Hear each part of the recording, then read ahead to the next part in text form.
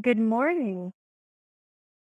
Hello, everyone. My name is Heather Wild, and this is Your Data's Been Breached. What do you do now? Thank you for joining us for a talk on cybersecurity.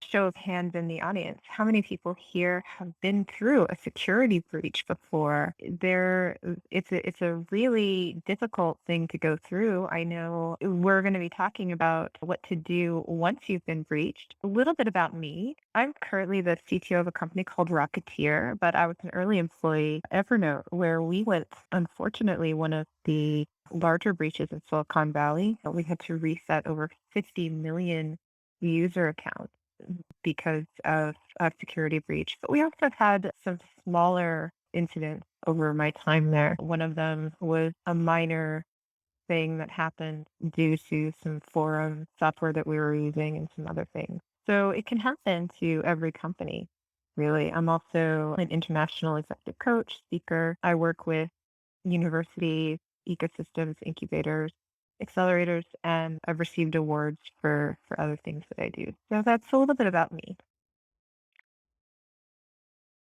Everyone gets hacked. It will happen to you eventually if it hasn't already. And you need to be prepared. It happens in every industry. It's across the board. And if you take a look at this, honestly, it seems like people are really targeting healthcare. Now, why do you think that is? Healthcare has a lot of personal data. However, it also seems to be a place that has fairly standard policies and procedures that are publicized. When you're working in the healthcare field, every hospital generally runs in the same kind of way. From one hospital to another, from one clinic to another, you're going to have the same kind of password policy. And the people that work in hospitals, while they're very technical as far as nursing degrees and medical degrees, the people there are fairly unsophisticated generally as far as the way they work with computers. Their security practices aren't going to be as strong as someone in the finance sector or in high tech. So, so medical and healthcare people tend to get socially engineered more often. And what I'm going to discuss today is a scenario around a social engineering attack. Let's get started. In my scenario, it's Friday before a holiday weekend, and the phone rings, and you hear, "We've had a breach." Initially, you're gonna get panic. No matter who you are, no matter how prepared you are, the first thing that's gonna happen is panic. And I can tell you that in the case of Evernote, that's exactly what happened. It actually was the Friday before a holiday weekend. We actually had what's called a playbook.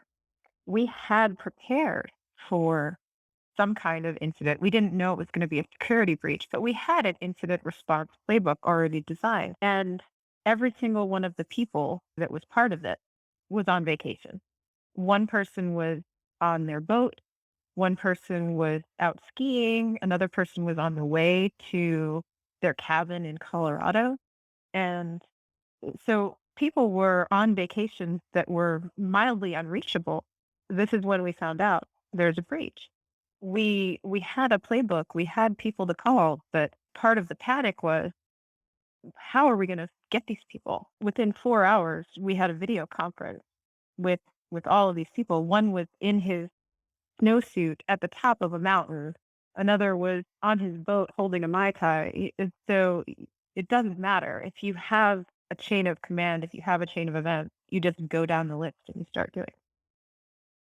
So for this situation that we're going to be going through, we're going to do a hacker has impersonated your company's CEO, sending an email to the CFO requesting that they be sent the employee W-2s and various customer information via email.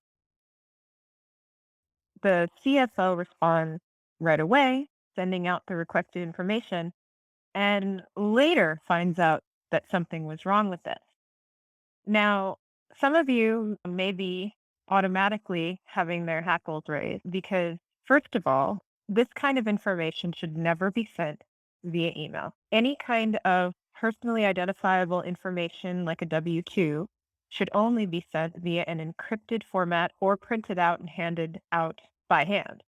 Now, if you are sending this kind of information over email, it should be encrypted, zipped up, like with a verbal password. But if you do happen to send it in email, then immediately what question, or if you're asked to be sent over email, immediately check to see who's asking. And then call them and ask if there's a good reason for it. But if the damage has already been done, and in this scenario, it's something called a whaling attack. And it's called that because they're getting big information from big people. Now, this is a larger scale thing than a phishing attack. Phishing is when they're just sending out little dots of chum into the water to see who they can get. Whaling is when they're asking something like a CEO of a company to get large scale information on people. So, right away, you need to understand what happened. You need to contain the breach. You need to find out what your legal ramifications are. And then you need to get on customer relations. So, again, get that playbook out. If you don't have one, then it's a good time to start documenting everything you do as you go along. And you're going to make mistakes. That playbook that you already have is going to have some mistakes in it, but hopefully you have one already. You're going to have some initial exposure, but you need to limit that as much as you can. You're going to find out that some things have evolved and they're going to evolve very quickly, but your response time must be fast because if you don't get answers quickly and disseminate that information as fast as possible, then somebody else is going to get on top of the story. If you don't have your communication taken care of ahead of time, that is the worst possible scenario that you can get into. It's actually worse than the data getting out. So here's our first quiz. So, what do you think that you should do first? Should you contact the authorities? Should you contact your legal counsel? Should you turn off all your systems? How about contacting your PR firm? Do you need to retain your forensic consultant? How about informing a data breach response team? Right away, the first thing that you should definitely do is contact your legal counsel and then inform the data breach response team. Everything else here, if you contact the authorities right away, you could end up with a lot more trouble than it's worth because some of these initial breaches aren't as big of a deal. And if you contact the authorities, then they may take over the investigation. If you turn off your system, then that could actually cause issues in trying to track down the response. For example, in the Evernote breach, if we turned everything off right away, then we wouldn't have been able to track down the cause of the breach. And contacting the PR firm right away, that could actually make things get out of hand relatively quickly. It's good to have people on standby, but when the first initial thing to do, definitely contact the legal counsel so that they're aware, retain that forensic consultant so that you can start looking into things, and then inform the data breach response team so they can immediately get on it. And start communication right away. Communication is extremely important. And it's not just communicating, but knowing what to communicate. So some people are going to need to have full communication constantly up to the minute. Other people, you're going to have to let you know that there's something going on, but you're not sure yet what. So, for example, your key stakeholders, your key investors, your chairman of the board, you're going to have to send them a notice right away saying, hey, we've had an incident, we're investigating, and that's it. Let them know that, and give them a hard line on when you'll give them an update as well. Say, "We'll update you in an hour or with our progress," and then keep sending them updates every hour or so. Then, for example, your DevOps team, you're going to have to be on them, open up a Slack channel or something like that. You can, or a secure channel somewhere so that you can constantly be communicating with them about what's going on. Now, as far as the discovery, you're going to have to start logging everything from the moment that the breach is discovered, and be aware that everything that you keep in writing may need to be turned over to authorities and to a legal team later. So as soon as the breach is discovered, all of that information must be marked confidential. The incident response team that you need to immediately put together should have somebody that has final authority. So you need to have an executive that can be responsible for making decisions. You need to have a team leader that had like some kind of a sit rep. So this person should be able to easily be able to communicate with legal, HR, IT consultants, PR, somebody that has a sales engineer skill, somebody that's on your security team, somebody that's in legal. They could be inside or external counsel. I recommend getting external counsel here because that way it'll look better overall, but you can use internal counsel. Public relations, again, you can choose at which point you want to let them know.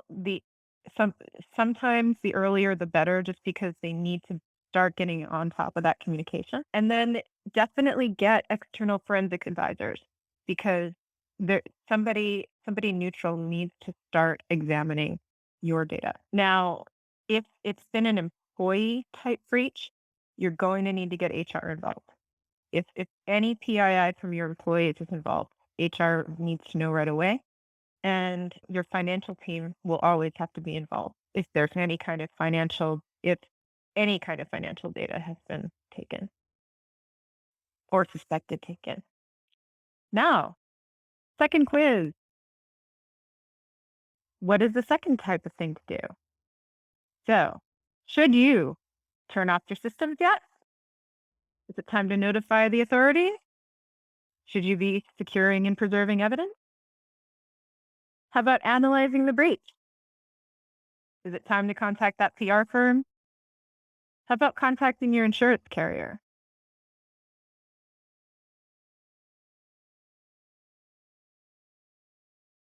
Definitely secure and preserve that evidence and analyze the breach, and contact the insurance carrier. Yeah, we're still keeping away from those authorities. And the PR people, yeah, sorry guys, we're still worried of you, because you tend to want to release information before we're ready. So we always want to be preserving the evidence and definitely still in the analysis mode. But it is time definitely now to let our insurance carriers know that there's something going on. What? You don't have any? We'll talk about that in a second. So we want to, now that we know it's been like about an hour, we now know that there's something going on. We have to start preserving every bit of data that we have. So computer logs, any kind of API calls, any kind of hard drives, we're going to start pulling them. We're going to start asking questions of who was using the machine. Where did we find this? What time did we start noticing? We're going to start going back in spikes in time. So we may have noticed it at 4 p.m.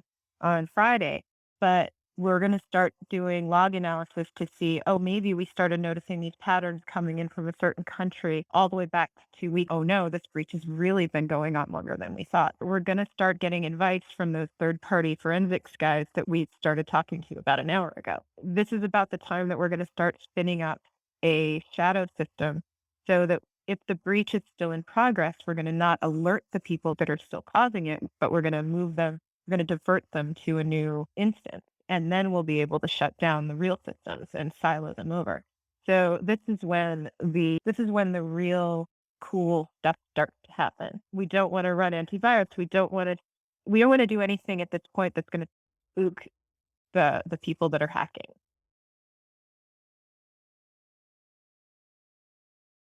And part of that is getting answers. We're investigating. We're looking back into, is it something that could have been done by an employee? We're lining up people that are suspects. We're finding out what exactly was taken.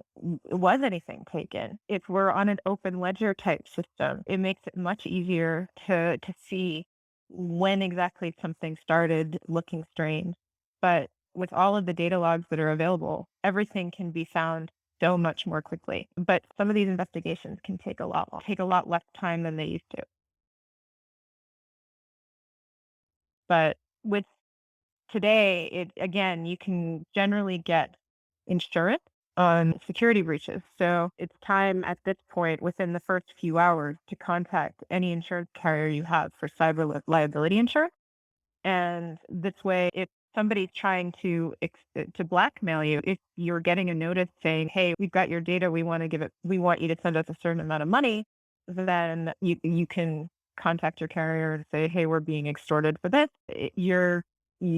If you have to shut down your servers and it's causing business interruption, those dollars can add up very quickly. If you're getting a DDoS, again, cyber liability insurance can cover that. Make sure that all of this happens immediately and it's covered in your playbook. All right, next. So now, is it time yet to contact the authorities? Are you going to contact state or federal authorities? Is that PR firm ready to be dialed? Should you be contacting a credit card company? How about any legal obligations you might have? Should you be contacting your customers yet? How about any employees? You definitely need to be analyzing your legal obligations. If personal information has been disclosed, then if and only personal information has been disclosed, then it's time to contact the state authorities, to contact the federal authorities, to contact your PR firm, to report credit card breaches, and to notify customers and employees.